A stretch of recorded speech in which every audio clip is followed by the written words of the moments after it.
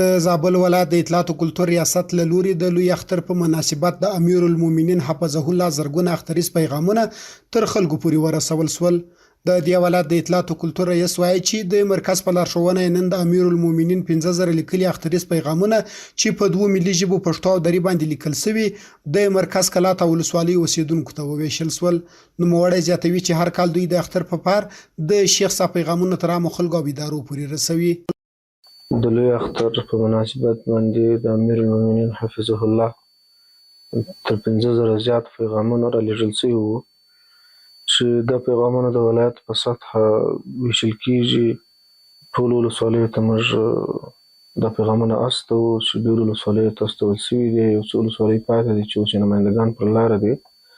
همداراز د ټولو ولسوالیو په بازارونو کې او د مرکز کلات په بازار کې پر عامو خلکو ویشل کیږي، پر متنفذینو ویشل کیږي او ټولو لوستو کسانو او مجاهدینو باندې تر څو دوی پیغام ولولي او په پیغام کې کوم هدایت دی په هغه باندې عمل وشي. پر همدې مهال د دې ولایت اوسیدونکي د امیر المؤمنین حفظه الله د پیغامونو ترلاسه کولو څخه خوښي ښیي او زیاتوي چې د لوی اختر په مناسبت خپور شوی پیغام د دوی لپاره هیلې بخښونکی دی او دوی ورڅخه خوشحال دي.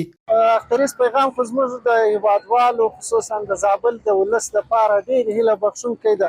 په ټولو کې تر دې له دې څخه ډېر خوښ شي او مسؤلینو ته او عسکرو او پولیسو ټولو ته دا توصیه کړې ده تر څو د عوامو سره له ولس سره هغه برخورد وکړي چې ولس ځینې راضي دي. الحمدلله اوس هم راضي ده چې له دې نه نور هم راضي شي. واقعا چې د شیخ صاحب کوم پیغام چې د هر اړخیز پیغام ده، په دې کې د ټولنې ټول حقوق او د ټولو خلکو ته یو ځانګړی د سولې د امنیت او د ورورولۍ پیغام ده پکې کې د یووالي او د اتحاد په اړه باندې ده. نو موږ باید ټول د خپل امیر المؤمنین څخه اطاعت کوو. د یادونې وړ ده چې هر کال په مرکز او د هیواد په ټولو ولایتونو کې د افغانستان د اسلامي امارت د زعیم اعلی قدر امیر المؤمنین حفظه الله پیغامونه د ټولیز او ټولنیز رسنیو له لارې تر ټولو هیوادوالو پورې رسول کیږي.